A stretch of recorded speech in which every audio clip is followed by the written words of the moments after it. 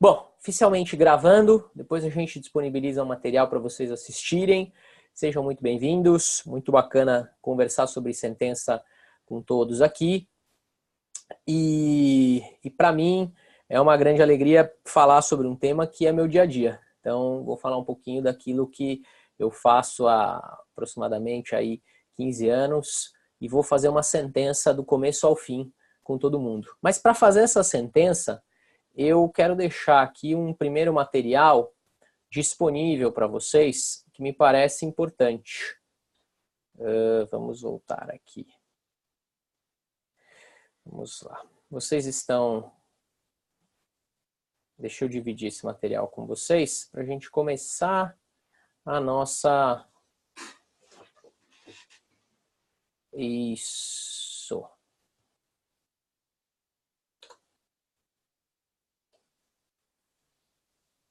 Vocês estão vendo? Estão conseguindo ver aí o slide? Sinal de fumaça? Alguém levanta a mão? Está conseguindo ver? O slide está ok?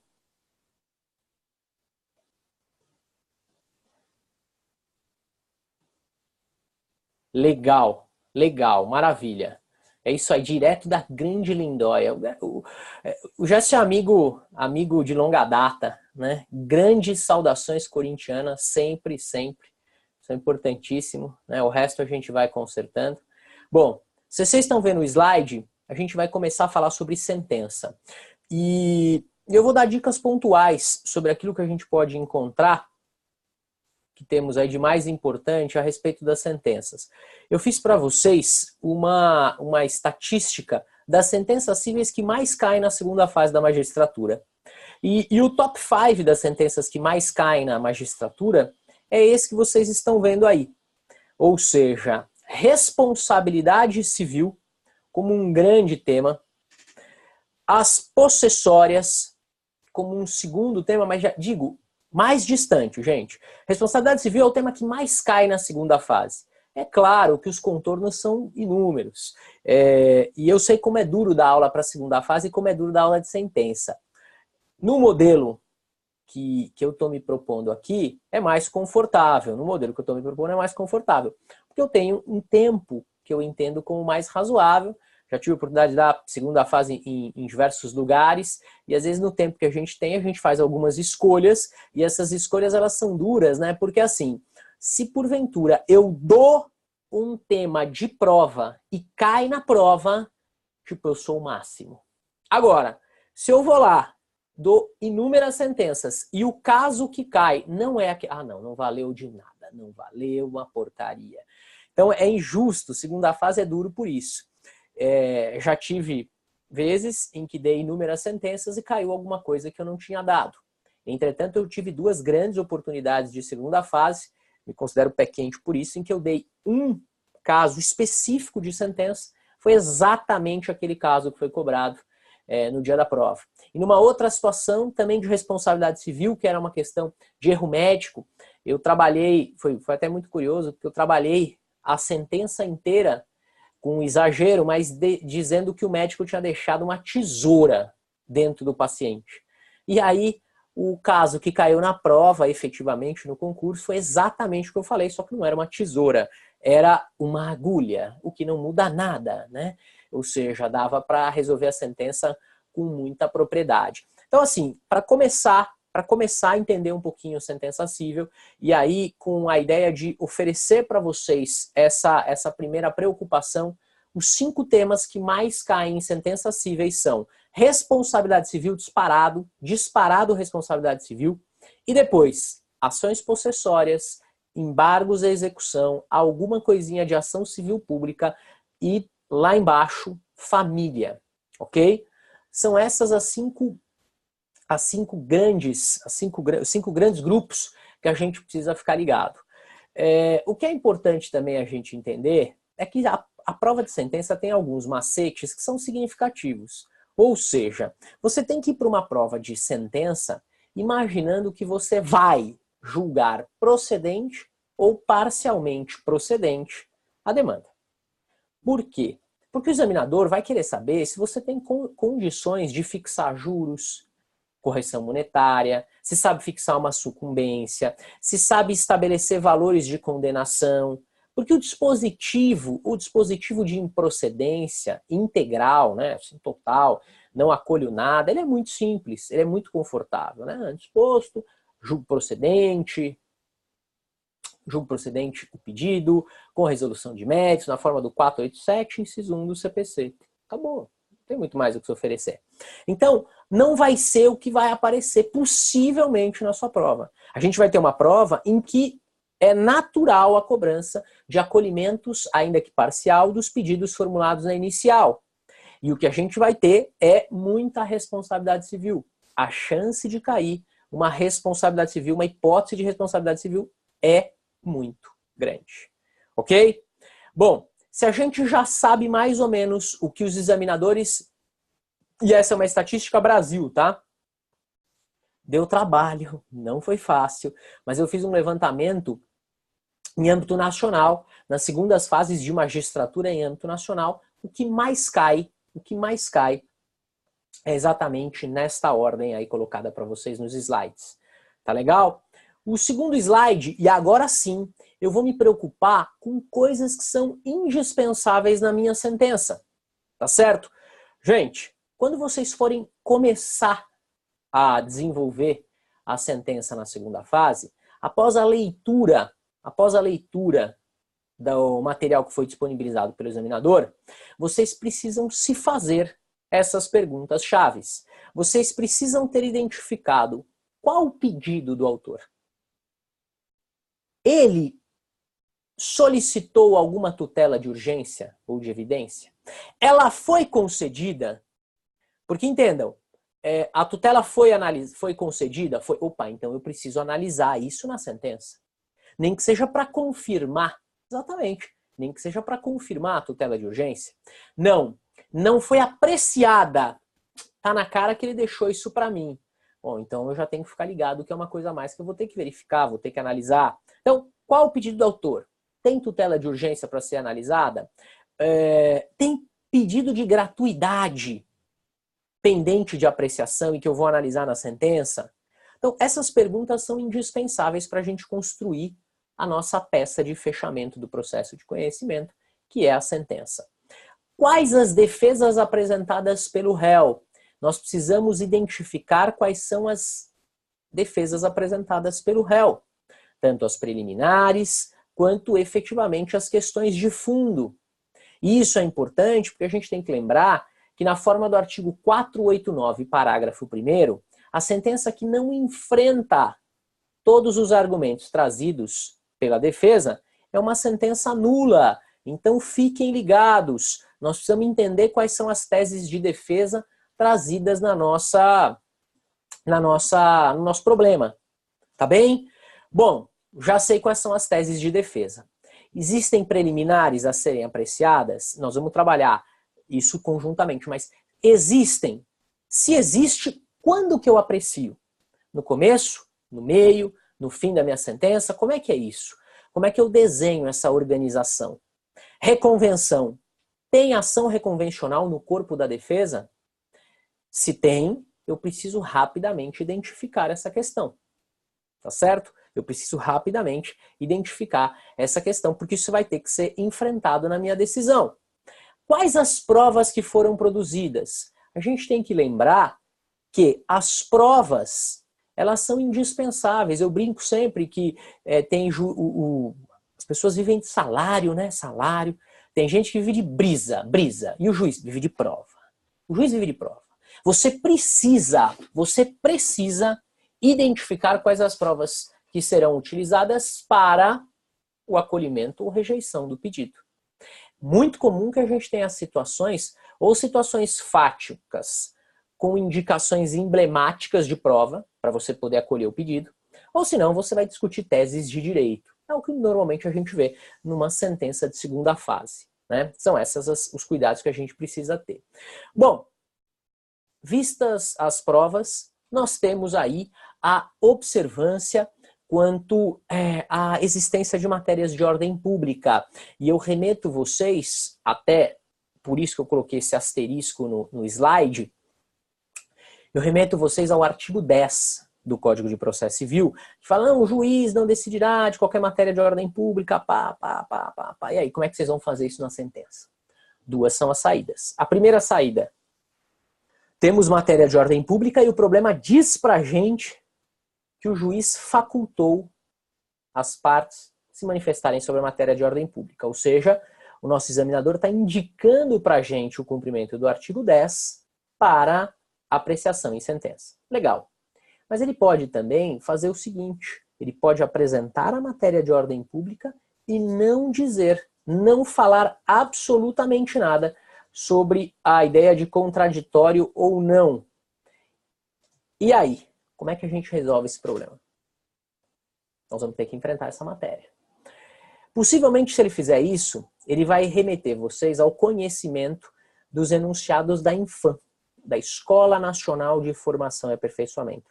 São 62 enunciados que foram editados em Brasília, num evento que contou com a presença de aproximadamente 500 magistrados. Isso aconteceu em julho de 2015. Julho de 2015 foi um evento em Brasília, presidido pelo ministro Luiz Fux, e lá se discutiram algumas teses que se tornaram enunciados da INFAM. Vocês depois podem dar uma procuradinha aí no Google e tal, vão ter conhecimento desse assunto.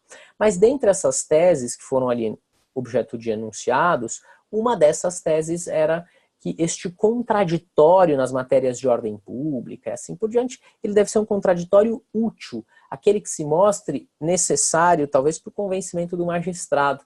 Estando o juiz já convencido, este contraditório se mostra desnecessário. Eu até acho que, independente dos enunciados, a gente poderia sair pelo artigo 4º e o artigo 8º para descartar, em algumas situações excepcionais, o artigo 10. Quando eu digo que o processo tem que ter duração razoável, quando eu digo que o juiz ele deve julgar pautado nos princípios a nortear o próprio artigo 8º. Então são situações que talvez nos tragam algum conforto para afastar essa matéria de ordem pública mesmo diante do novo CPC. Tá bem? Existem incidentes pendentes de decisão? É claro, gente, que o único incidente hoje previsto de maneira realmente forte no CPC, o grande incidente seria a desconsideração da personalidade jurídica, que pode acontecer tanto na fase de conhecimento como na fase de execução. Mas nós podemos ter sim pedidos pendentes,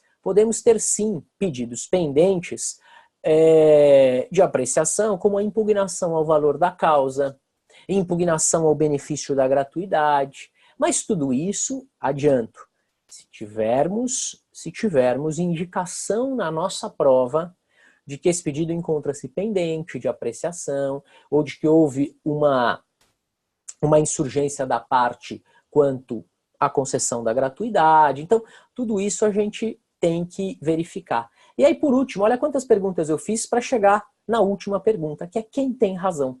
Então, só aí eu vou me preocupar com quem tem razão. Então, olha que coisa interessante. Eu já tive que fazer diversas perguntas e responder inúmeros questionamentos para depois chegar em quem tem razão. E aí, este quem tem razão, ele passa por uma construção que vai ser importante para vocês na hora da prova. A bem da verdade, o que acontece é, a gente analisa o caso, a gente verifica os argumentos e a gente julga. E depois a gente fundamenta. Isso é um trabalho mental. É lógico que quando você estuda processo civil, você fala que o desenvolvimento da sentença é concluído, é encerrado, é arrematado pelo dispositivo, que é o ato de, então, acolhimento ou rejeição do pedido. De fato, numa construção acadêmica. Mas numa construção prática, você analisa a situação e fala, bom, é procedente. Bom, agora eu vou me preocupar como é que eu vou fundamentar isso. Porque, olha, o Código de Defesa do Consumidor, o Código Civil dispõe o artigo tal, é aí que você vai fazer a construção efetivamente do tema. Bom, se até aí estamos bem e estamos juntos, olha os cuidados que eu gostaria de colocar para vocês na nossa sentença. A sentença, ela deve observar, primeiro, uma fundamentação mínima quanto ao dispositivo de arremate em seu ponto final, aí, aquela parte de conclusão. Ou seja, É com resolução de mérito? Artigo 487. É sem resolução de mérito? 485. Tá certo? Então, é importante a gente saber se é julgamento com resolução ou sem resolução de mérito. E qual o inciso que indica tal situação? Isso é importante para a gente. Um outro ponto significativo. Aplica-se o artigo 523. Aplica-se o artigo 523 do Código de Processo Civil. E se vocês tiverem aí o código ao lado, o artigo 523 é aquele que trabalha com as hipóteses de cumprimento definitivo de sentença para a exigibilidade de obrigação de pagar quantia certa. Ou seja,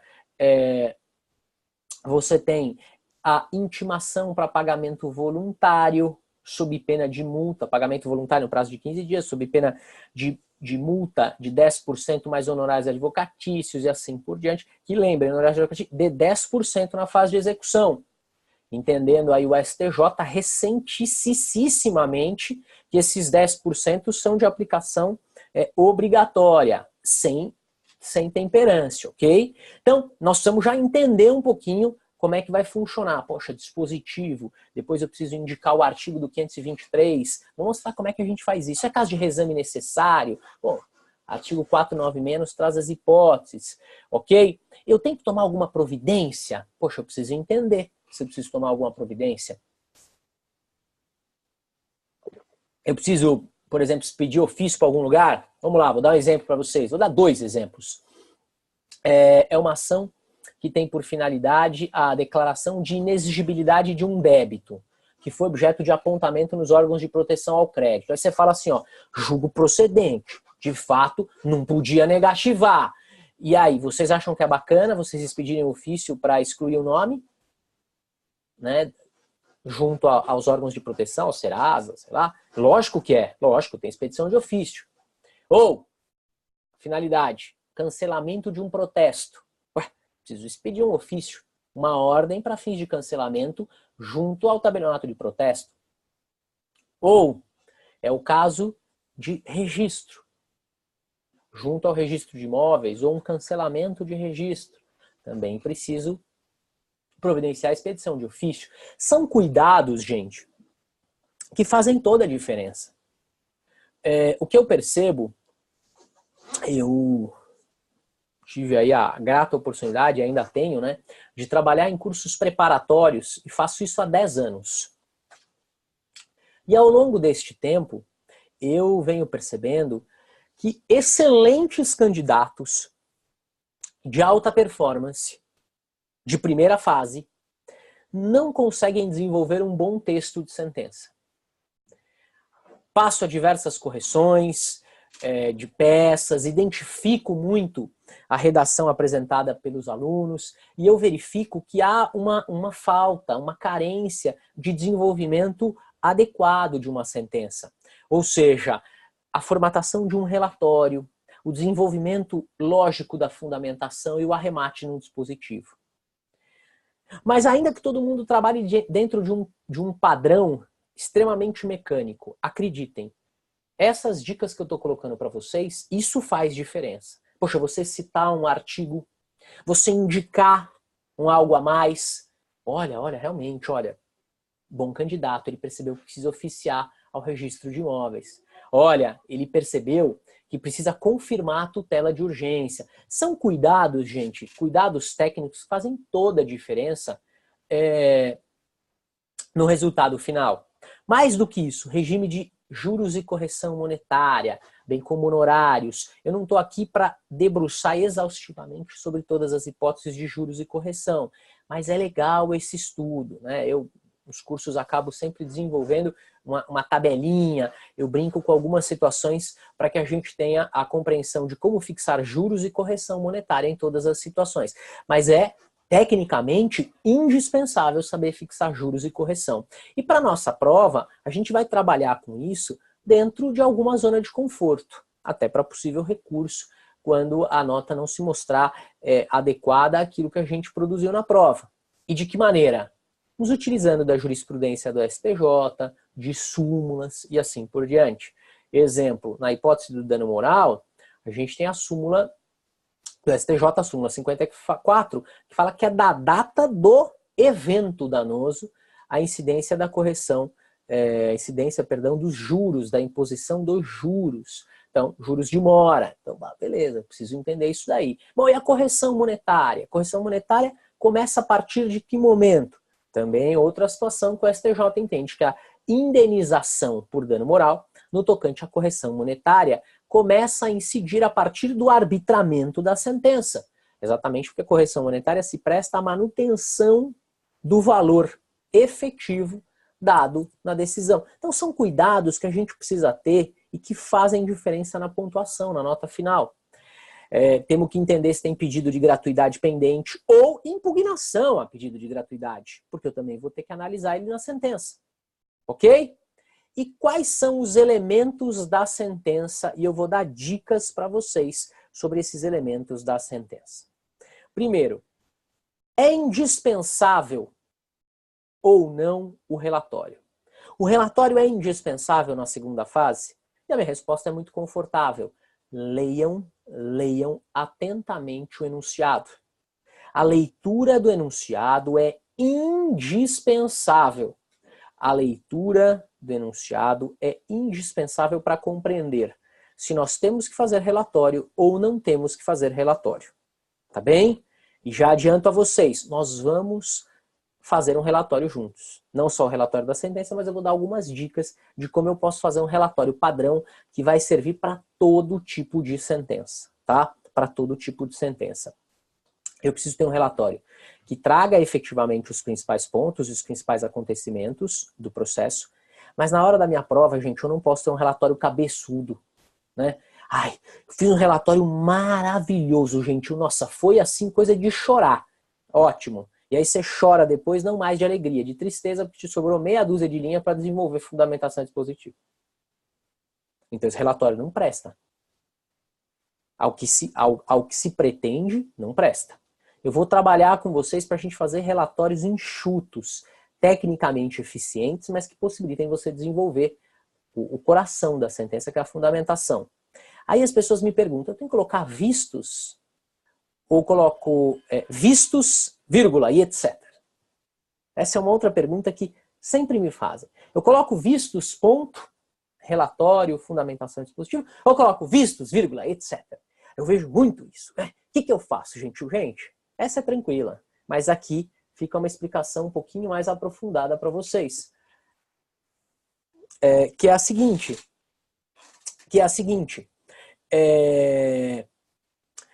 Vistos, ponto, o juiz viu. O juiz viu. Vistos por ele o processo. Passamos ao julgamento. Vocês vão utilizar vistos, ponto. Ah, mas eu vejo às vezes vistos, vírgula, etc. Claro que vocês veem isso. Vocês veem isso nos acórdãos. Porque, de fato, após os vistos, autos vistos pelo relator, nós temos o quê? O encaminhamento dos autos ao revisor. Aí nós temos a mesa. Nós temos uma série de outras providências. A publicação de quando será realizada a sessão. Então, de fato, esse vistos e etc. é porque tem um monte de outras coisas que fazem parte da prolação de uma decisão. No caso, colegiada. Ok? Mas nós estamos prestando concurso para juiz substituto, né? Não concurso para desembargador, né? Ministro e tal. E nem vou aqui achar o que eu acho a respeito desse tema, que eu já tenho uma opinião, né? Mas essa é uma grande dica para vocês, tá? Vistos, ponto. E aí a gente segue viagem. Legal. Aí outra pergunta que também é feita bastante. Eu coloco em face de, uma ação é proposta em face de, contra de, o que eu escolho? Aqui eu não vejo grande problema. Você não vai perder ponto na escolha de ação proposta contra, ação proposta em face de. Eu não vejo aqui nenhum tipo de problema. Você adote uma das formas livremente, sem problema algum. Mas nós temos alguns estilos, e a preocupação de todo mundo é como é que eu começo um relatório, né? É legal isso. Como é que eu começo um relatório? Eu não sei começar. Eu deixei aqui duas propostas de início para vocês. Eu posso colocar o João ajuizou a presente ação de cobrança em face de ciclano. Ou trata-se de ação de cobrança promovida por João contra Francisco. E aí a gente segue. Ação de cobrança em relação, em decorrência de um contrato não cumprido, em que existia um valor a ser pago, e aí a gente vai desenvolvendo dentro dos dados que forem trazidos no nosso problema. Tudo bem até aí, gente? Estamos bem? Tranquilo? Na boa? Então tá bom. Então, essas são algumas questões que são importantes para a gente. Tamanho do relatório e encerramento do relatório. Eu vou dar uma forma para vocês de relatório. Dica receitinha de bolo.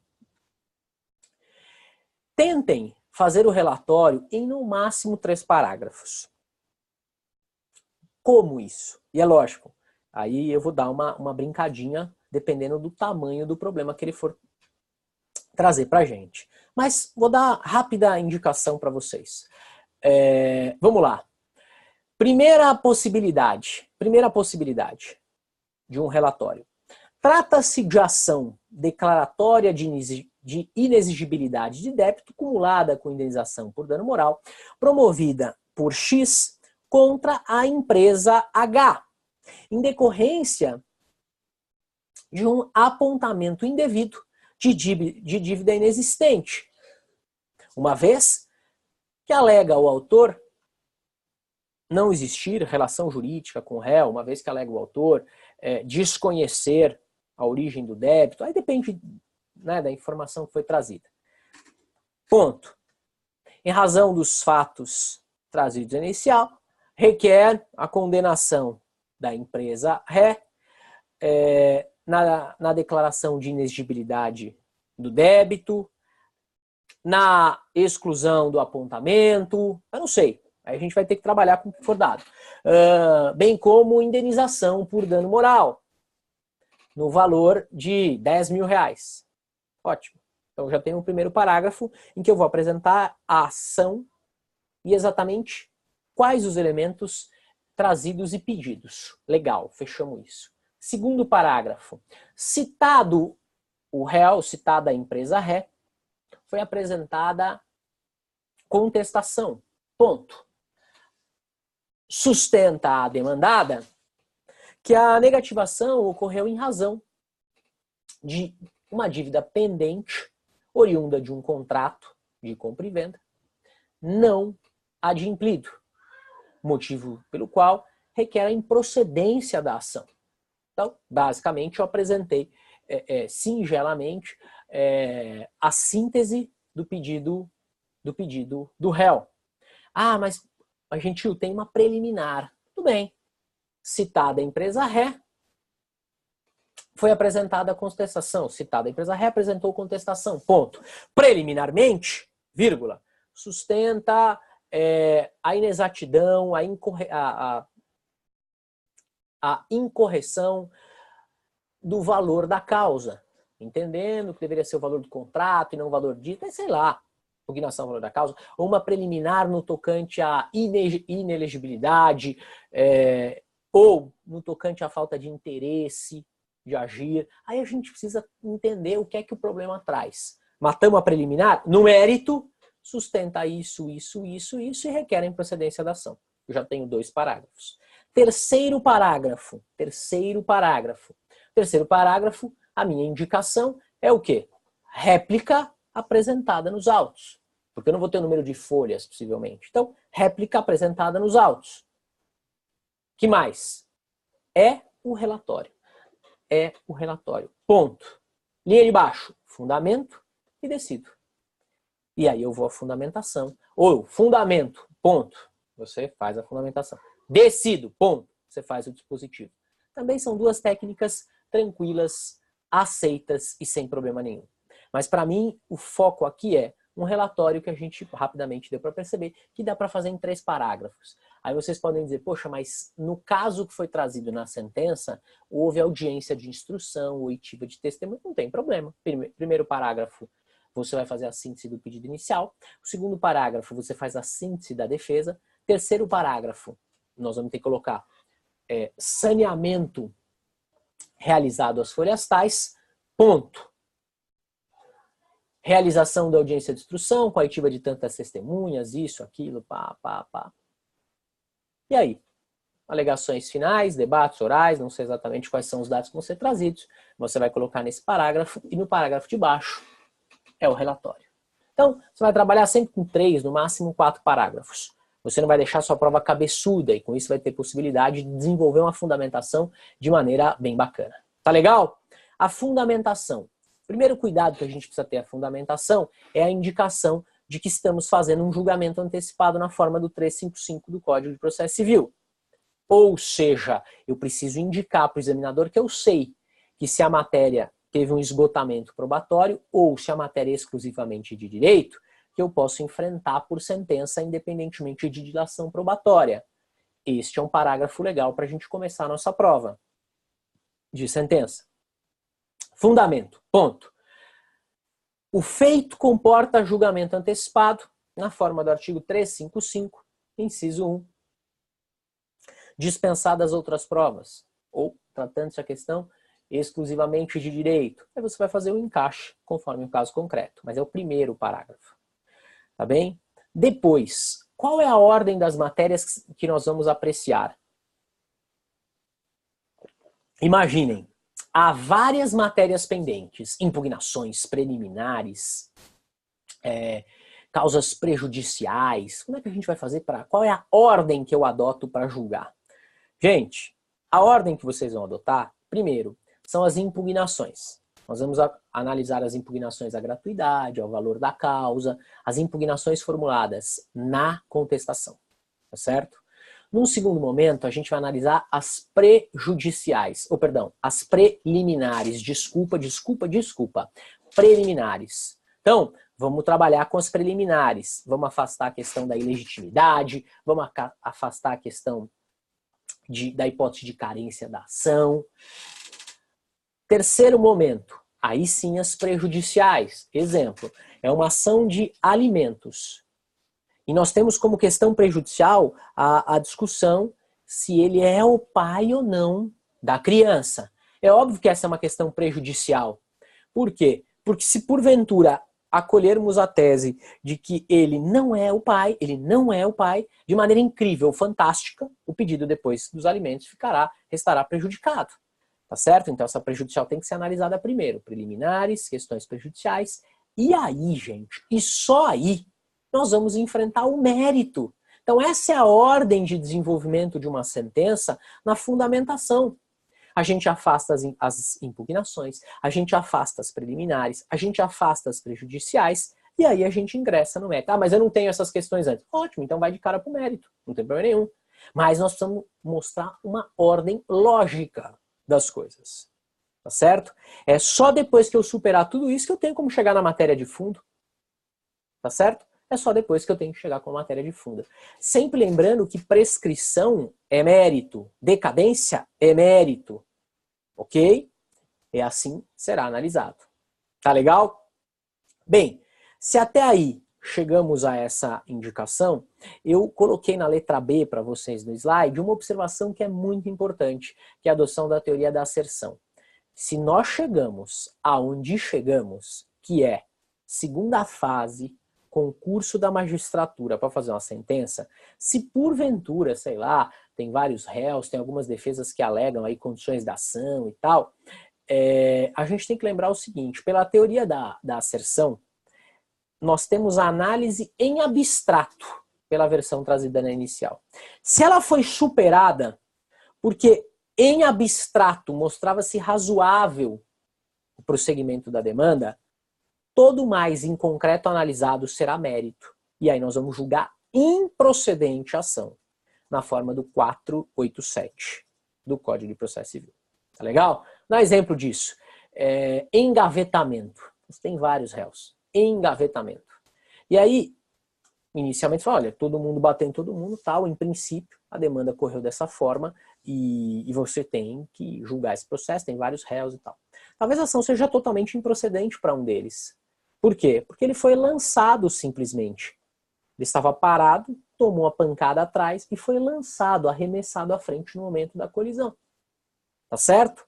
Exatamente por isso que para ele não há responsabilidade, porque analisando os pressupostos de responsabilidade, conduta, elemento subjetivo dolo, culpa, nexo e dano, não houve a prática de conduta alguma, ele foi mero instrumento, ele foi lançado à frente no momento da colisão, tá certo? Mas neste momento do julgamento, vocês podem sim meter aí uma improcedência da ação em relação a ele. Isso faz coisa julgada material, é muito mais interessante, inclusive, para este demandado. Ok? Outras duas dicas importantes, né? Evitar o tom pessoal e o tom de parte. O que é importante? Gente, tomem muito cuidado, porque muitos advogam e é uma outra formatação de peça, uma formatação voltada a solicitações, a requerimentos. Vocês precisam ter um tom de julgador e não de parte. Vocês precisam concluir alguma coisa. Vocês precisam afastar preliminares.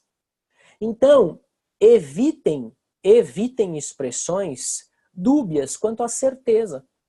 O ato de sentenciar é o ato de encerramento da fase de conhecimento. Encerramento com conclusões, com convicção. Então, eu rejeito a preliminar. Eu concluo pela procedência do pedido. Eu afasto, sabe lá o quê? Eu acolho, também não sei o quê. Mas eu acho, eu pretendo, parece que são termos que vocês não podem nem cogitar utilizar na sua decisão.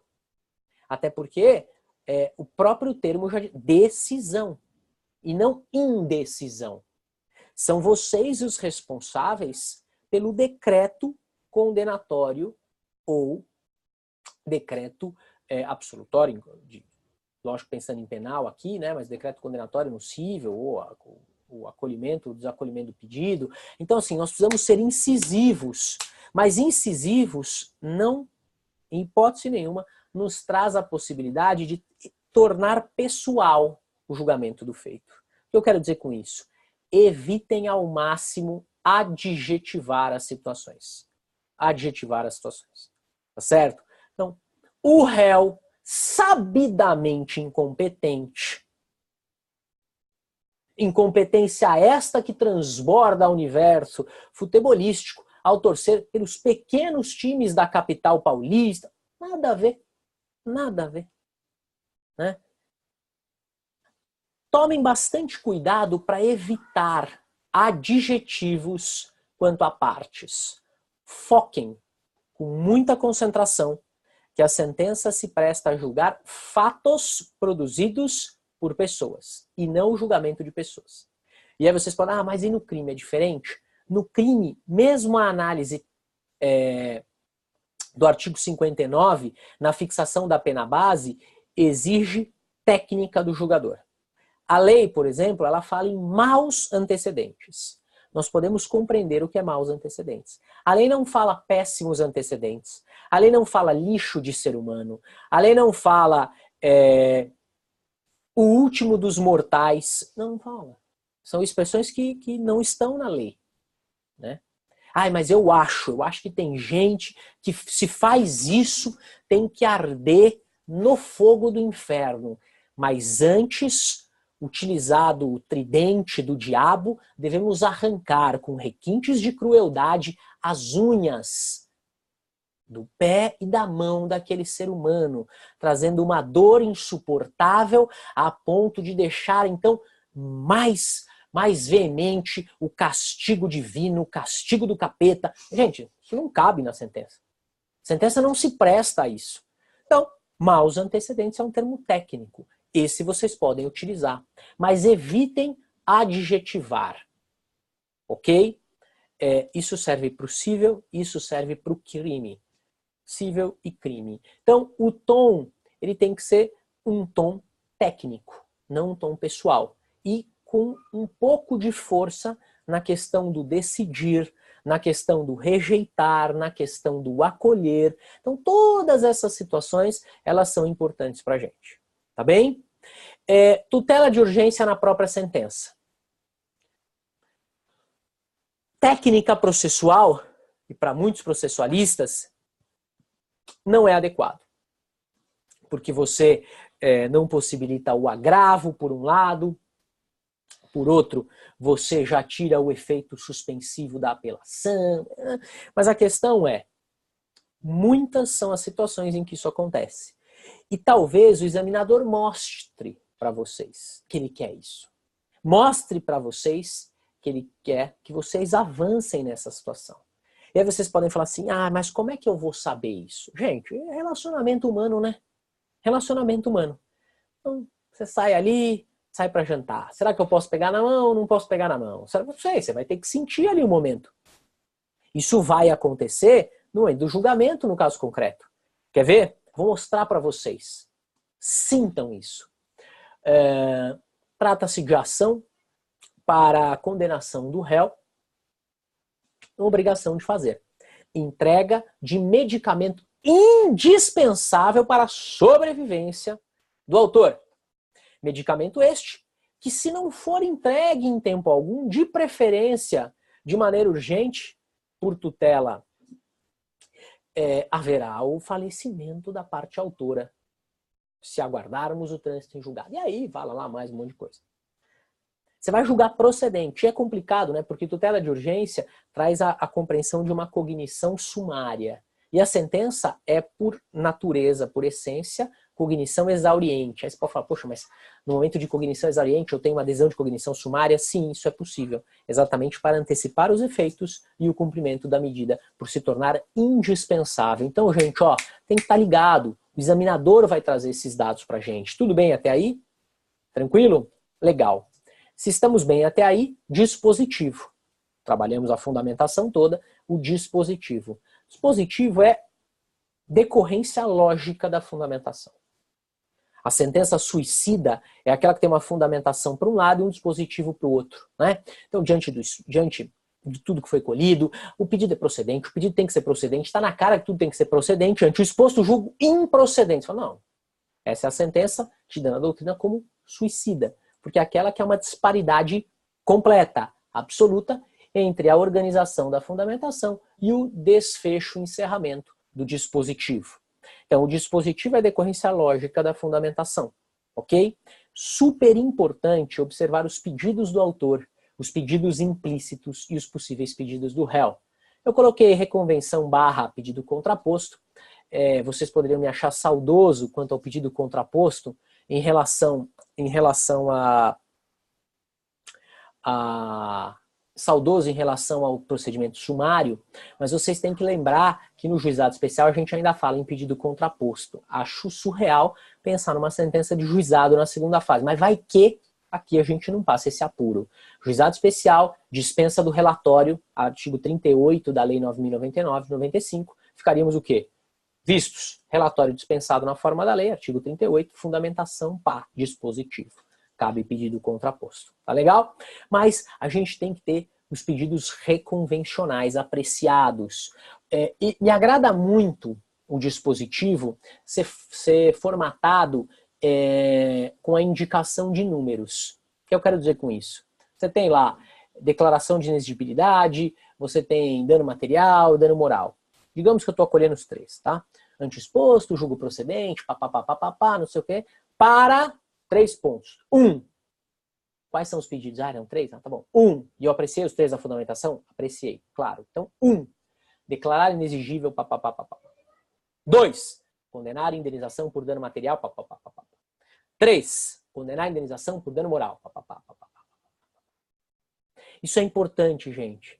Por quê? Porque a nossa sentença fica mais limpa, ela fica mais clara e com isso possibilita uma melhor correção pelo nosso examinador. Lembrem, vocês são importantes para vocês. O examinador vai ter 200, 300, 400 sentenças para ler. Letra importante? Letra clara, um espaçamento agradável de leitura, tá certo? Uma organização de dispositivo faz toda a diferença, faz todo o sentido. ok? Então, isso é importante. Tomem esses cuidados. E eu coloquei um dispositivozinho para vocês. Coloquei aí um dispositivozinho para vocês. Coloquei duas formas. Ante o exposto julgo procedente em parte o pedido, com resolução de mérito, nos termos do artigo 487, inciso 1. Você para. Sei lá para o quê? Para o que a gente tiver para julgar. Ou, ante o exposto, acolho em parte com resolução de mérito, acolho em parte o pedido, com resolução de mérito, nos termos do artigo 487, inciso 1 do CPC, para, e aí a gente segue. Tá certo? Até aí, estamos bem?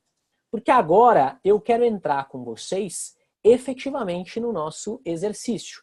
Eu acredito que vocês tenham estudado, feito aí o nosso exercício. E vou falar com vocês a respeito, então, do nosso exercício. Vamos resolver esse exercício junto? Porque aquela coisa, né? Eu não trouxe a sentencinha pronta. Eu vou fazer a sentença inteira com vocês aqui. Essa é a ideia, tá? Nós vamos resolver a sentença do começo ao fim. Estou aqui abrindo a minha também para a gente resolver a sentença do começo ao fim. Vocês tiveram a chance, devem ter baixado a sentença. Então, com isso, eu vou fazer o seguinte. Eu vou fazer a sentença do começo ao fim, aí eu passo para possíveis questionamentos. Se vocês tiverem dúvida, eu quero que vocês fiquem à vontade para perguntar e a gente trocar uma ideia rapidinha. Tá legal? Vou aqui passar para a minha sentença. Vocês estão vendo o Word aberto no computador? Alguém mexe a cabeça? Alguém levanta a mão? Não? Não estão vendo? Não? Então, peraí. Calma que aqui, ó, eu vou fazer de novo. Tudo vai ficar bem. Maravilha. E agora? Agora sim, agora sim. Ótimo. A sentença é mais fácil do que mexer com todos esses recursos tecnológicos. Acreditem. Acreditem. Eu me sinto fantástico quando o WhatsApp funciona de maneira eficiente. Então, acertar tudo isso é realmente um dom divino. Vamos lá. Vamos desenvolver uma sentença do começo ao fim, ok? Vamos desenvolver uma sentença do começo ao fim com vocês. O tamanho da letra tá ok? Vocês veem bem? Legal. Então, vou desenvolver a sentença e a gente vai fazer junto aqui, ó. Não tenho aqui ela pronta. Lógico que eu tenho máscaras bem bonitinhas de sentença, coloco súmula, coloco o julgadinho, coloco a doutrina, mas, gente, vocês não vão ter todos esses recursos. Mas eu preciso fazer uma sentença em que eu possa pontuar de maneira eficiente. Acreditem, o concurso, quando vocês chegam nessa fase, essa fase de segunda fase é uma fase duríssima. É uma fase duríssima. São poucos candidatos. Vocês estão muito perto. Vocês já passaram aí uma peneira dificílima. A primeira fase é uma fase que machuca, porque vocês têm ali que desenvolver em alta performance de xizinho todo um estudo, às vezes de anos e tudo mais. Essa segunda fase é uma fase extremamente técnica. Vamos trabalhar dessa maneira. Então, vamos lá. Eu vou lendo com vocês, tá? Fernanda Almeida foi comprar uma geladeira na loja Bom Preço e após consulta da vendedora junto ao Serasa, foi constatada a existência de uma restrição de crédito em seu nome lançada pela empresa de telefone Fale Fácil, no valor de R$100, oriundo de um contrato de prestação de serviço de telefonia móvel. A autora nega a existência do débito e da própria relação jurídica. Ingressou com uma ação declaratória de inexigibilidade do débito, do valor de R$100, cumulada com uma indenização por dano moral no valor de R$20 mil, em razão do apontamento indevido.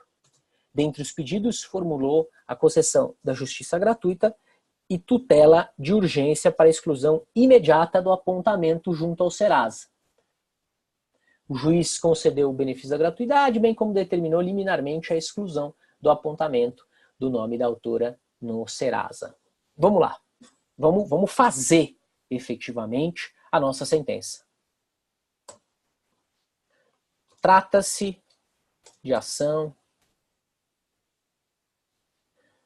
declaratória. Eita!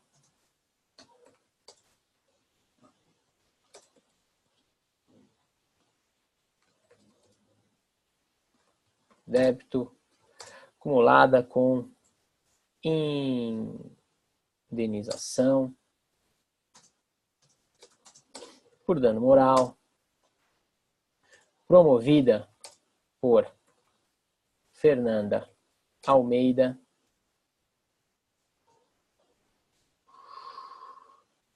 aqui eu já vou fazer um reparo na minha sentença, porque acho que abreviar não é interessante. Ó. Acumulada com... Mas se bem que aqui também não acho que a gente vai perder ponto por isso não. Então, deixa aqui as duas opções. E eu vou fazer isso o tempo inteiro no nosso exercício. Vou dar mais de uma opção para tudo, para que assim vocês tenham conforto para desenvolver, uma vez feito o esqueleto, para vocês desenvolverem um pouquinho o texto de vocês, tá certo? Trata-se de ação declaratória de inexigibilidade de débito, acumulada com indenização por dano moral, promovida por Fernanda Almeida contra a empresa de telefonia Fale Fácil, em razão de apontamento indevido do seu nome junto aos órgãos de proteção ao crédito. Ponto. Sustenta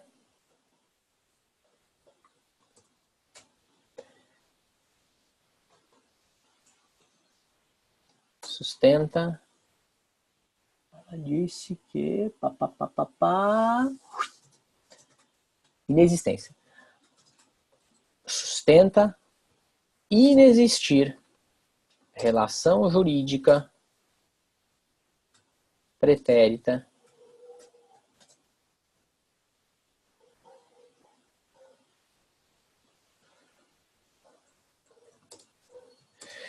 sustenta inexistir relação jurídica pretérita com a referida empresa. Motivo bastante para afastar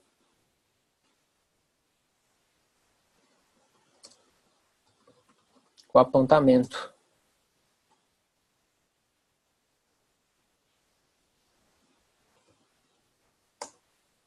reclamado.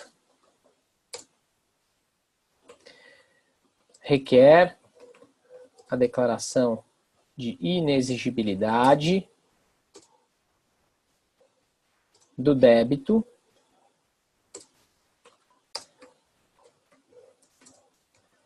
bem como a condenação da empresa no pagamento de indenização por dano moral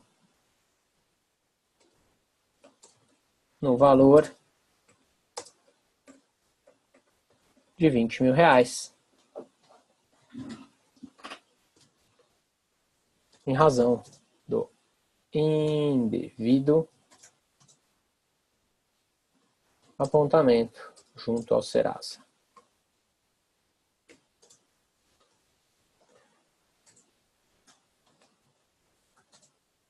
Vou colocar aqui, ó, requereu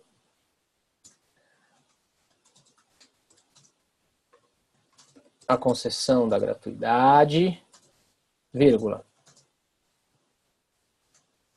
a declaração de inexigibilidade do débito no valor de R$100,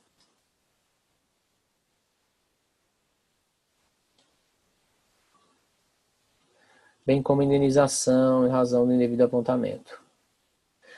Posso colocar, e aí, gente, de verdade, não há problema nenhum. É só uma questão de formatação de frase. Eu preciso colocar nesse meu pedido inicial que houve também uma solicitação de concessão liminar, ok? Em tutela de urgência. Eu vou colocar no corpo do pedido, mas eu poderia colocar numa frase aqui à parte. tá bom? Então aqui, ó, requereu a concessão da liminar, requereu a concessão da gratuidade, vírgula, tutela de urgência para imediata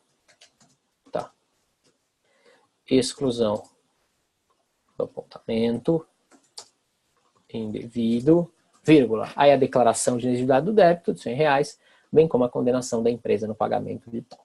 Tá bom.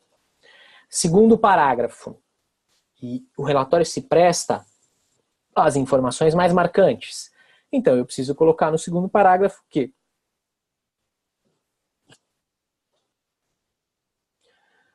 liminarmente foi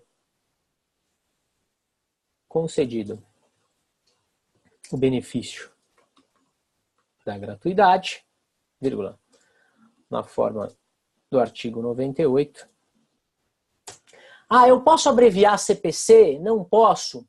Acho que o Código de Processo Civil está dentro daquelas coisas que a gente pode abreviar, certo? Liminarmente foi concedido o benefício da justiça gratuita na forma do artigo tal, bem como a tutela de urgência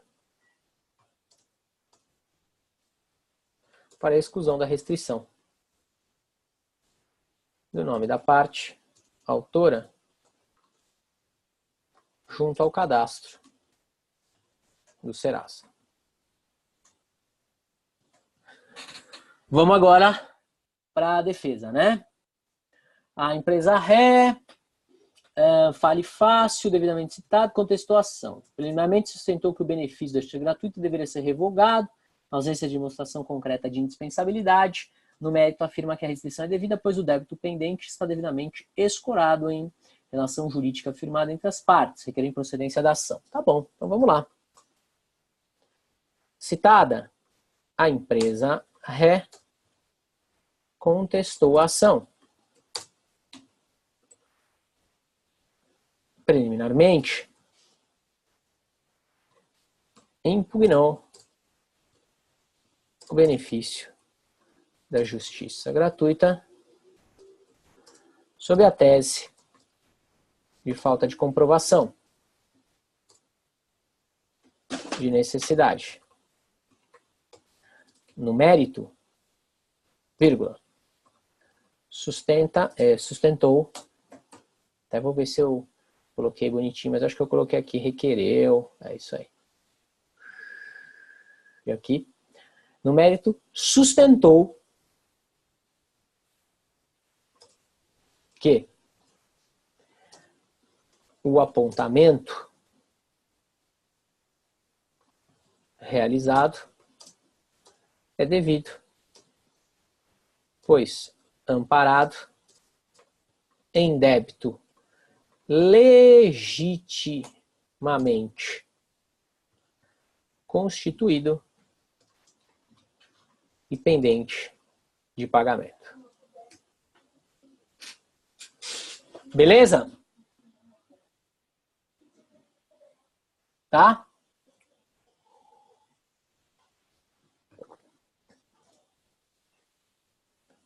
Próximo. Réplica apresentada. É o relatório. Tudo bem, gente? Tranquilo? Lógico que o meu relatório ficou grande porque eu coloquei a letra grande. Mas, basicamente, é o que a gente tem. É o relatório. Fundamento. Ponto. Eu gosto particularmente de fundamento e decido. Mas aí é uma questão realmente de cada um de vocês. Isso não é o grande problema. Isso não vai criar embaraço nenhum. Fundamento e decido. Vamos a ele. Primeiro ponto que eu vou colocar. O feito comporta julgamento antecipado na forma do artigo 355, inciso 1 do CPC.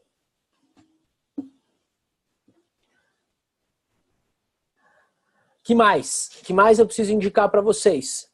Já indicamos que o feito comporta julgamento antecipado. exatamente na forma do Código de Processo Civil. Não é revelia aqui, mas esgotamento da matéria no tocante probatório. Então vamos lá. O feito comporta julgamento antecipado na forma da dispensadas outras provas.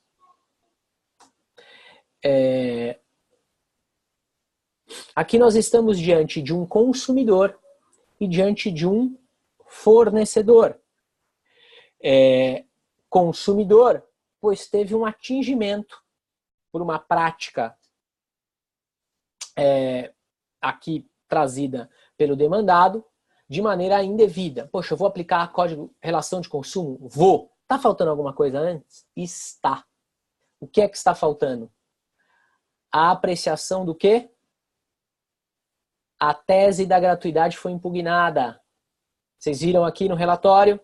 Então, quando a gente chega na fundamentação, e aí eu fiz isso de propósito só para ver se vocês estavam ligados, eu coloco aqui, antes do feito comporta julgamento antecipado, o que é que eu preciso fazer? Fundamento e decido. Primeira coisa,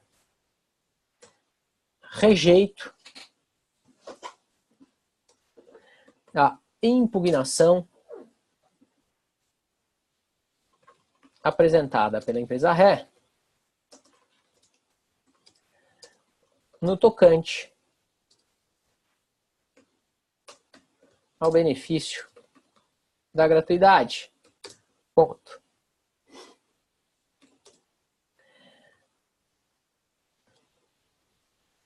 Espera aí, gente. Desculpe, vamos lá. A declaração de insuficiência de recursos, a declaração de insuficiência de recursos apresentada pela pessoa física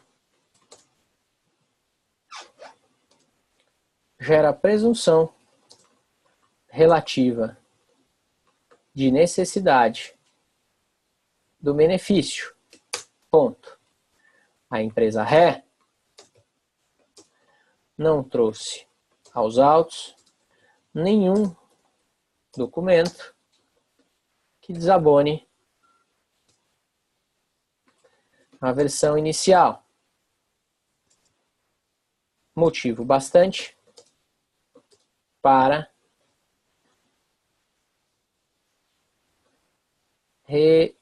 rejeição da impugnação. Ponto. O feito comporta julgamento antecipado, na forma do artigo 355, inciso 1 do CPC, dispensadas outras provas. A gente não tem preliminares, a gente não tem absolutamente nada que não seja a análise do mérito. Vamos a ela, vamos a ela. E dentro dessa análise do mérito, gente, eu queria encarar com vocês aqui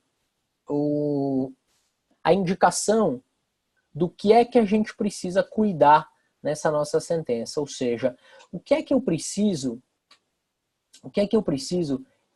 efetivamente indicar para iniciar a minha sentença. Eu preciso indicar, gente, qual é o diploma legal que eu vou aplicar. E dentro dessa ideia de qual é o diploma legal que eu vou aplicar, vamos indicar que aqui o caso é de aplicação do Código de Defesa do Consumidor. O feito comporta julgamento antecipado, na forma do artigo 355, inciso 1 do CPC, dispensadas outras provas.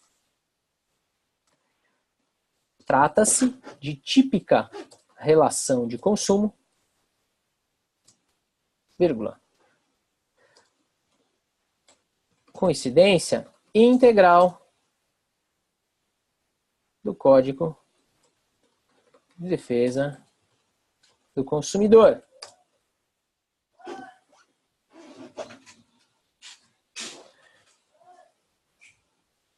Assim, presume-se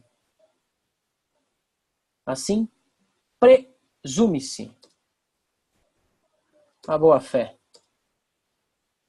do consumidor e impõe-se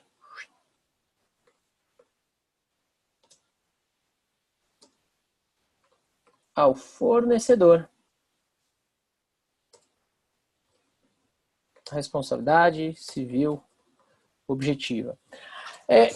Eu coloquei esse parágrafo, gente, mas eu confesso para vocês o seguinte, ele nem é de tanta valia no nosso problema.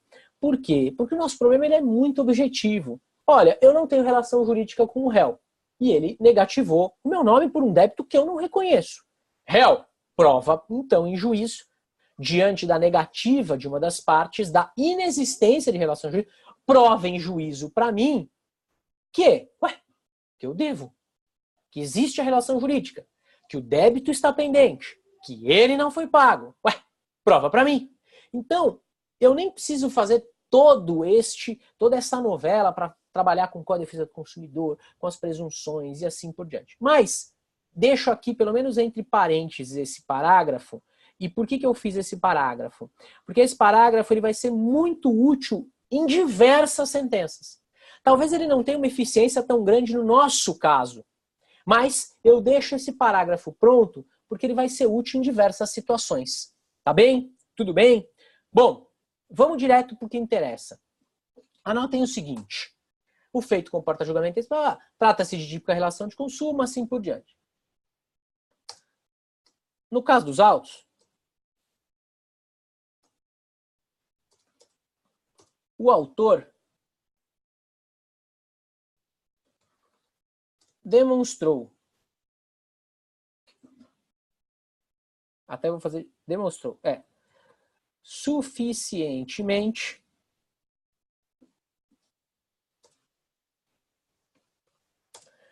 o desdobramento fático do seu direito. Ponto. O autor nega a existência de relação jurídica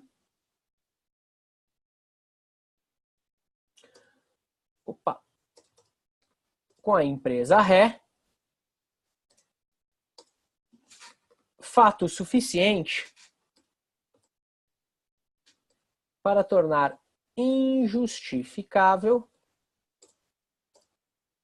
a negativação de seu nome junto ao Serasa. Se fosse o caso dos autos, a gente até poderia colocar a indicação do número de folhas em que está o apontamento discutível. Tá certo?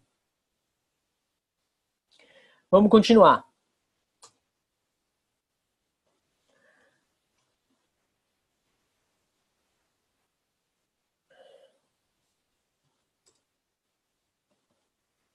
No tocante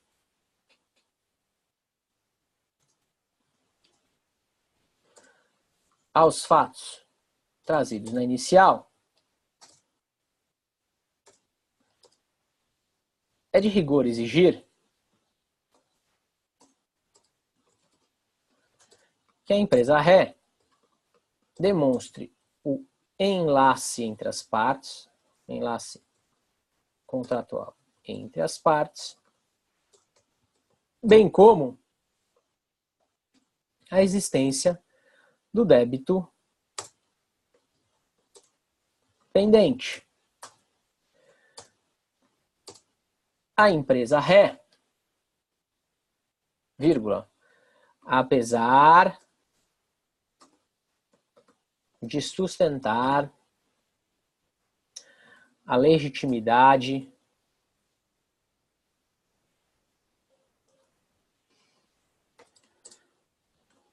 do débito, apesar de sustentar a legitimidade do débito,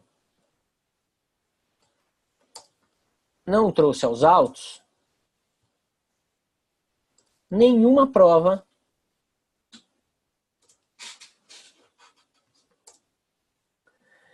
que pudesse amparar a tese de defesa. Ou seja,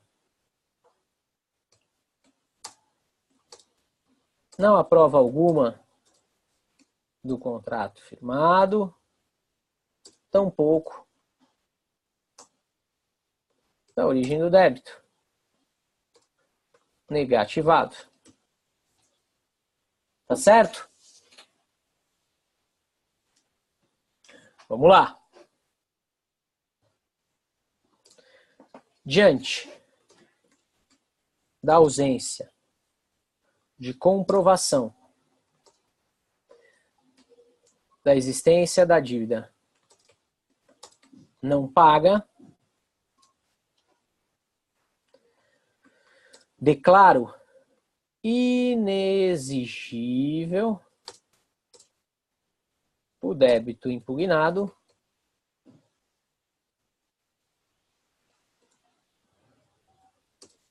por ausência de lastro contratual. Já resolvemos um pedido, certo? Já declarei inexigível o débito.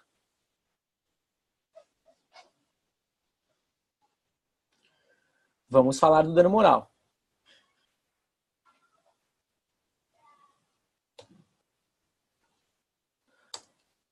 No tocante pedido indenizatório, ou quanto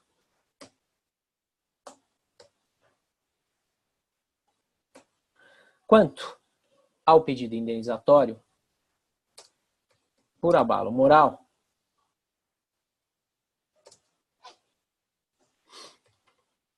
observo que a restrição impugnada pelo autor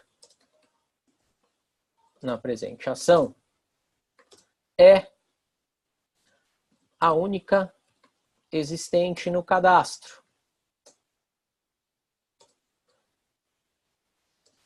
junto ao Serasa. Vou colocar aqui entre parênteses só um lembrete para vocês. Por que eu fiz questão de falar que no tocante ao pedido indenizatório por abalo moral, observo que a restrição impugnada pelo autor na presente ação é a única existente no cadastro junto ao Serasa. Lembrete. A súmula 385 do STJ diz que, havendo restrição pretérita devida, nós podemos declarar inexigível a dívida, mas não tem dano moral. Exatamente essa súmula é o argumento mais sólido que nós temos para dizer que o STJ ele faz uma ponderação, quanto à existência ou não do binômio para fins de indenização por dano moral, de reparar, compensar e punir. Que este é o grande motivo das indenizações no Brasil elas serem muito mais baixas do que as indenizações nos Estados Unidos. Nos Estados Unidos, a ideia de compensar o réu e punir, compensar o autor e punir o réu, ela é igualitária. No Brasil, a gente primeiro se preocupa em compensar o autor e subsidiariamente punir o réu. Prova disso é a súmula 385. Peraí, o cara está se afogando com 2 pedras amarradas no sapato. Mas uma delas é indevida. Tudo bem, eu corto a corda dessa, mas ele continua com a outra. Poxa, mas se era indevido, não há um ato passível de punição? Nós temos o quê? A compreensão pelo STJ que primeiro a gente compensa, subsidiariamente a gente pune. Exemplo típico, súmula 385 do STJ. Tá bem? Bom, então já fizemos essa análise. Quanto ao pedido indenizatório por abalo moral, observe que a restrição impugnada pelo autor na presente ação é a única existente no cadastro do Serasa. Ponto. Assim, vírgula.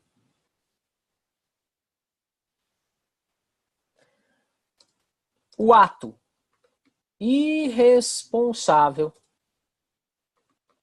praticado pelo réu com o apontamento indevido do nome do autor junto aos órgãos de proteção ao crédito maculou a honra do requerente. Fato suficiente para justificar o acolhimento do pedido indenizatório. Tá bem? Eu aqui até vou colocar um julgadinho para vocês, mas muito mais para vocês terem na manga do que porque é indispensável para a utilização na prova. Vocês não vão ter isso lá, tá certo? Mas coloquem assim, assim o ato irresponsável praticado pelo réu com apontamento indevido do nome do autor junto aos órgãos de proteção ao crédito maculou a honra do requerente, fato suficiente para justificar o acolhimento do pedido indenizatório.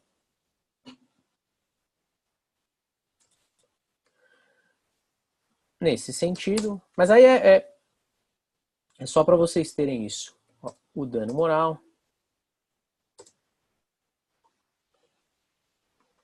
decorre do próprio ato lesivo de inscrição indevida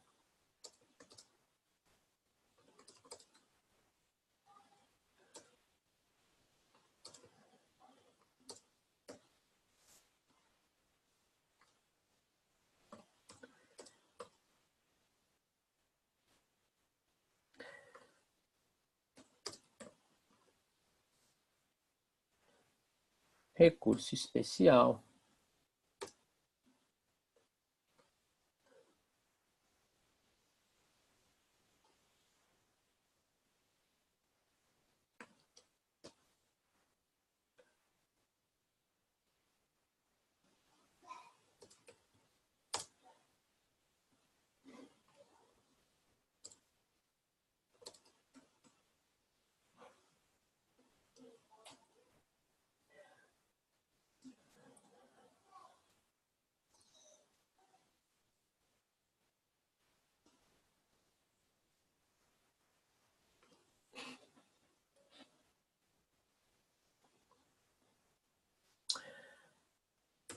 Então vamos lá.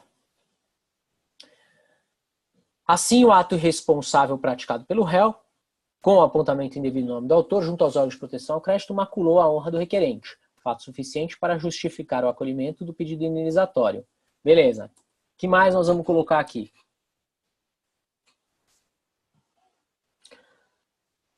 Acolho o pedido indenizatório, fixando como devida. Não, vamos colocar diferente. Acolho o pedido indenizatório. Ponto. No tocante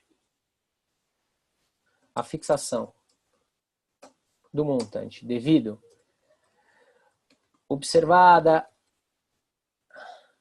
a dinâmica dos fatos, capacidade das partes,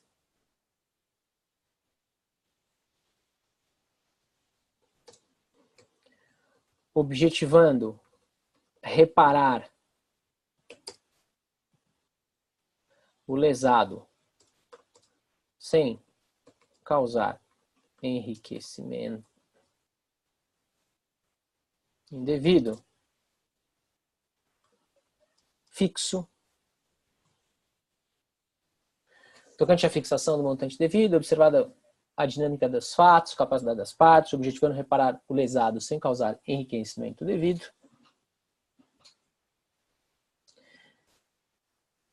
Vou colocar nem entendo. Vou colocar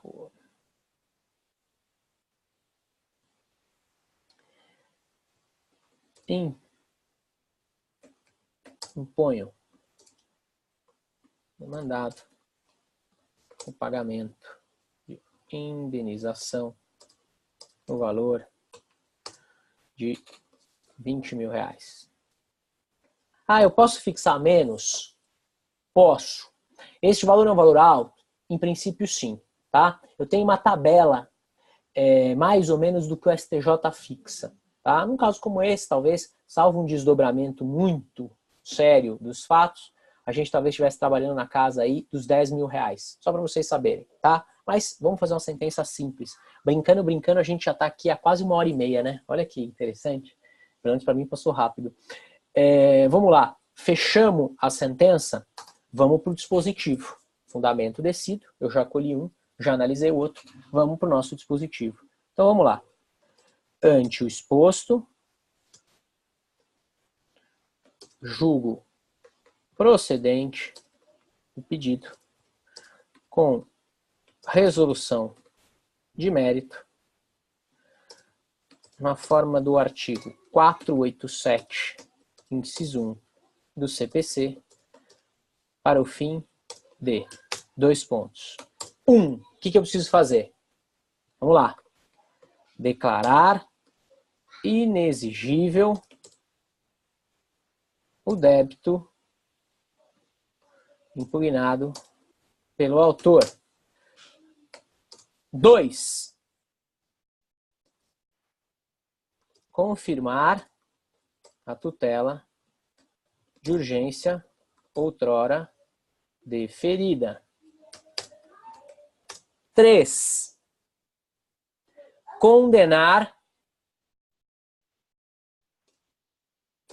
o réu ao pagamento de indenização por dano moral no valor de 20 mil reais. E aí é o grande detalhe. Como é que a gente fixa juros e correção monetária? Vamos lá. Condenar o réu ao pagamento de indenização por dano moral no valor de 20 mil reais, vírgula, com juros de 1% ao mês, desde a data do evento danoso. E aqui no nosso caso seria o quê? Data do apontamento, né? Ah, mas a gente não tem a data do apontamento aqui. Não tem problema. Mas o problema deve dar pra gente. Ah, ele não deu. Galera, não deu data de apontamento? Não. O que a gente faz? Data do evento danoso. Tá legal? Desde a data do evento danoso. Então, 20 mil reais com juros de 1% ao mês desde a data do evento danoso. Vamos para a correção monetária. Então, com juros de 1% ao mês desde a data do evento danoso e correção monetária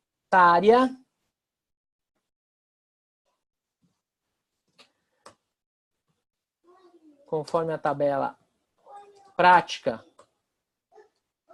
do Tribunal de Justiça,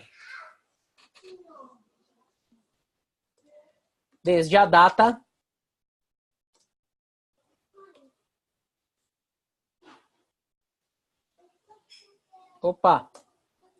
desde a data do arbitramento, ou melhor, desde a data da sentença, né? Que é exatamente a data do arbitramento. Se vocês tiverem a necessidade, vamos lá, galera, vamos focar. Data de necessidade de indicação de súmulas, data do apontamento quanto aos juros, é súmula 54 do STJ.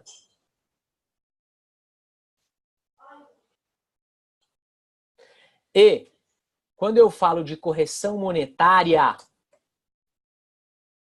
súmula 362 do STJ. Nessas duas situações, tá bem? Estou falando de dano moral.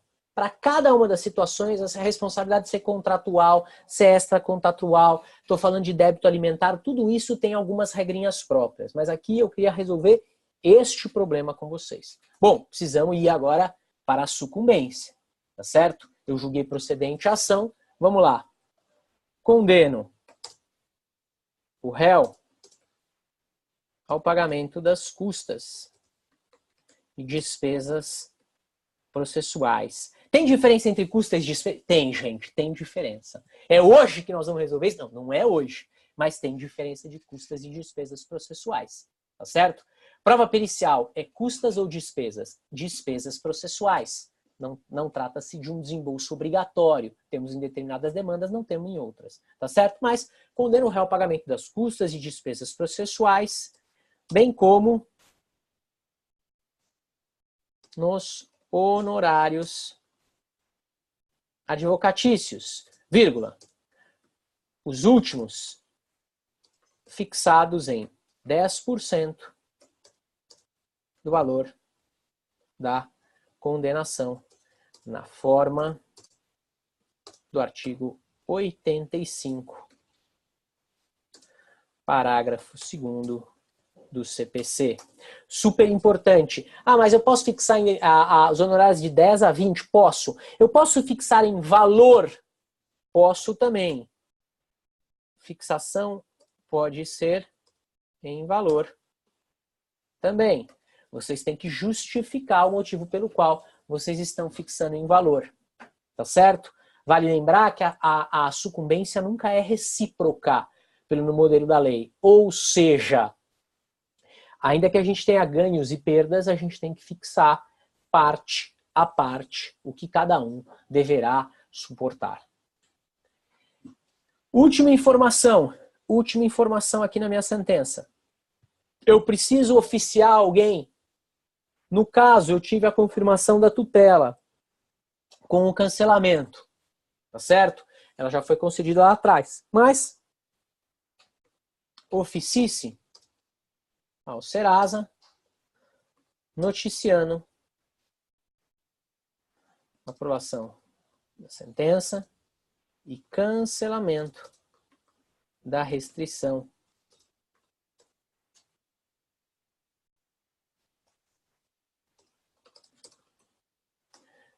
ante o reconhecimento da inexigibilidade do débito. Beleza. Mais alguma coisa a gente precisa colocar? Coloquem lá. Sentença passível de execução nos termos do artigo 523 do CPC, que é aquela que fala, no caso de condenação em quantia certa ou já fixada em liquidação, e no caso de decisão sobre parcela em controvérsia, o cumprimento definitivo de sentença far-se-á requerimento do exequente, sendo o executado intimado para pagar o débito 15 dias, acrescido de custas, papapá, papapá. Sentença passível de execução nos termos do artigo 523. Fechamos com o quê? Data e local. Opa! Local. E para fechar, deixamos um espaço da assinatura, juiz substituto. Eu sei que vocês vão ver por aí algumas pessoas utilizando a expressão juiz de direito substituto, juiz substituto de direito, mas o cargo que vocês prestam, conforme vocês podem olhar no próprio edital do concurso e na própria Constituição, a gente tem a disposição de juiz substituto. É assim, inclusive, que está previsto na Constituição Estadual, é assim que está previsto no Regimento Interno do Tribunal de Justiça, aqui de São Paulo. Ao menos. Beleza, gente? Sentença feita do começo ao fim, integral com vocês. Tá legal? A gente fecha a aula aqui. Queria fazer um convite a vocês, para aqueles que tiverem interesse, para aqueles que entendem que é importante entender como é que fixa juros, correção monetária em todas as situações, para quem quiser trabalhar efetivamente todas as outras hipóteses de sentença, eu vou abrir hoje, pelos próximos 7 dias, um curso de sentença que será realizado ao longo de 6 dias. Na verdade, terça, quarta e quinta, a partir da segunda quinzena de janeiro. Tá certo? Isso vai estar disponível na minha plataforma, no registrandocongentil.com.br. Quem tiver interesse, quem quiser estudar mais sentença, aí num contato diferenciado, e inclusive com correção de sentença, e eu confesso para vocês que eu acho que esse é o mais importante. Eu acho que eu já corrigi pelo menos aí umas 800 sentenças de diversos alunos que fizeram segunda fase em diversos cursos preparatórios. Eu percebo que esse é o grande ponto, isso machuca em especial na parte de fundamentação e arremate em dispositivo. Eu convido vocês para a gente estar junto em outras oportunidades, estar junto mais próximo num grupo específico voltado para estudar a sentença civil, tá certo? É um trabalho pessoal meu, é um trabalho realmente extremamente caseiro, boutique, individualizado, mas o convite é que vocês conheçam a plataforma e quem sabe a gente possa junto desenvolver isso daí. Por hora, eu queria demais agradecer aí a presença de vocês. A gente teve um monte de gente inscrita, acompanhando. Eu vou replicar essa aula para vocês assistirem depois, aqueles que tiverem interesse. A gente ficou nessa brincadeira falando de um monte de coisa, falamos quase 2 horas. Nós falamos de uma sentença, arroz com feijão. Sentença simples, certo? Nós temos aí diversas sentenças complicadas, outras sentenças específicas de procedimentos especiais, muito bacana, falar de uso capião, falar de ações possessórias, os impactos disso e alguns cuidados jurisprudenciais. Mas a ideia aqui era que a gente pudesse desenvolver o tema totalmente voltado para essa nossa exposição aqui. Então, eu queria deixar aqui um super abraço para vocês. Espero que a gente possa se ver em outras oportunidades, que a gente possa estar junto em outras situações, seja aqui, seja no estudo na plataforma, seja no Facebook, no Instagram e assim por diante. Tá legal? Mas queria deixar um grande abraço para vocês, desejando aí ótimo final de ano e que a gente tenha um 2019 maravilhoso. Para aquelas pessoas que têm interesse nas provas da magistratura, eu espero poder dividir a toga com vocês. Infelizmente, eu não tô velho, eu não acredito nisso, mas mesmo com 15 anos de magistratura, eu já tenho lá em Santo André uma série de juízes auxiliares que foram meus alunos. Isso é muito legal, hoje são meus colegas.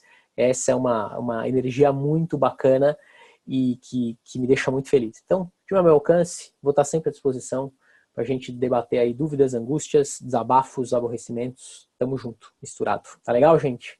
Obrigado, bom descanso para vocês. Valeu, até mais. Tchau, tchau. Beijos, abraços.